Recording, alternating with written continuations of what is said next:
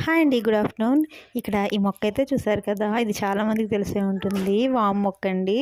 ఇక ఆ వాము ఆకులైతే కట్ చేస్తున్నాను. వాము బజ్జీ వేద్దాం కదా అని చెప్పి కొన్నైతే కట్ చేసుకొని వాటిని నీట్‌గా అయితే వాష్ చేసేసుకున్నాను. మట్టి అది ఏమైనా ఉంటే పోతుందిగా.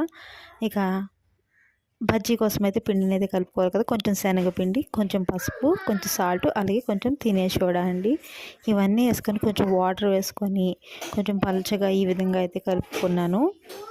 ఇక డీప్ ఫ్రై కావాల్సిన ఆయిల్ అయితే వేసుకొని హీట్ ఎక్కిన తర్వాత మనం వాష్ చేసి పక్కన పెట్టుకున్న ఆకుని అయితే పిండిలో ముంచి ఒక్కొక్కటిగా ఈ విధంగా అయితే వేసుకుంటే అవి పొంగుతాయండి. పొంగి అటు ఇటు కొంచెం టర్న్ చేసుకొని లైట్ గోల్డెన్ బ్రౌన్ వచ్చిన తర్వాత అయితే వాటిని తీసేసుకోవాలి. అంతేనండి, చాలా ఈజీ. మనం అరటికాయ బజ్జీ, మిరపకాయ బజ్జీ ఇవన్నీ వేస్తాం కదా, అదే ప్రాసెస్లో ఇది కూడా అండి. కాకపోతే వాము బజ్జీ.